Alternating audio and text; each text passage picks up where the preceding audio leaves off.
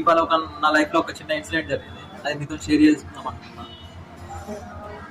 మేము పెళ్ళికి అని చెప్పేసి కార్లో పోతున్నాము, నేను మా ఫ్రెండ్స్ కలిసి. పక్కపంటి రోడ్డు మీద చిన్న యాక్సిడెంట్ అయ్యింది. మేము బండి ఆపినాం, కానీ అందులోకి దిగట్లేదు.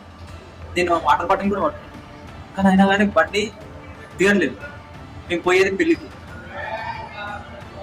ఆ పెళ్ళికి ఒకవేళ అతను చనిపోతే అతను చావు కాల్చి పోతున్నామని చెప్పేసి అయిపోయినామా, లేకపోతే మనకేం అవసరం అని అయిపోయినామా. మేము ఇంకా చదువుకున్నాం, గవర్నమెంట్ జాబ్ ప్రిపేర్ అవ్వాలని చెప్పేసి సొసైటీ అన్ని చదివినాం. కానీ ఎందుకు అయిపోతున్నాం నాకు అర్థం కాదు. తర్వాత చాలాసేపు మౌనంగా ఉన్నాం, ఏం మాట్లాడలేదు. పంటకు ముందు దాకా చాలాసేపు నవ్వుకున్నాం, మాట్లాడినాం, అన్నీ చేసినాం.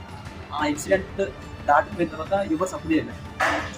కానీ నా మనసులో ఒకటే ఒకటి అనిపించింది, మనం సమాజానికి దూరంగా వెళ్ళిపోతున్నాము, మనుషులను పట్టించుకుంటున్నాము, మన స్వార్థం కోసం పోతున్నాము.